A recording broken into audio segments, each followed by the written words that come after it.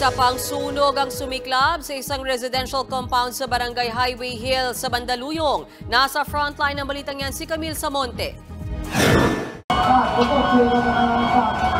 Naglalagablab na apoy ang bumalot kanina sa residential compound na ito sa Barangay Highway Hill sa Mandaluyong. Pasado alas 6 ng gabi nang sumiklab ang sunog na mabilis na kumalat sa lugar.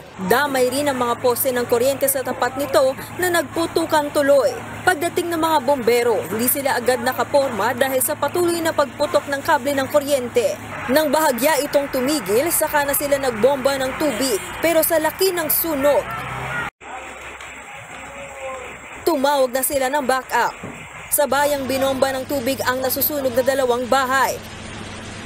Maging ang Philippine Red Cross, rumesponde na rin. Tumagal ng halos 1.5 oras ang sunog bago ito naapula.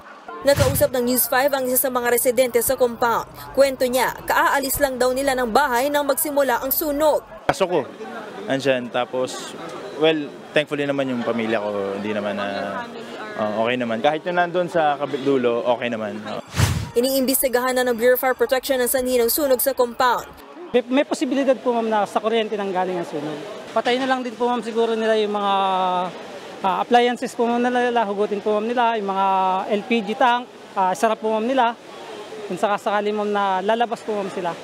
Pero sabi ni Ian, wala naman daw silang naiwang nakasaksak na charger o appliances. Hindi ko matandaan kung I'm sure wala akong iniwang nakabukas or anything. So, wala akong natatandaan na possible na mag-spark ng apoy.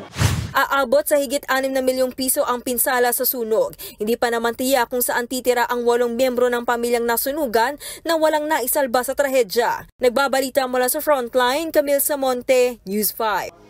Mga kapatid, Ed Lingaw po, maging maalam at may pakialam sa mga napapanahong balita sa ating bansa.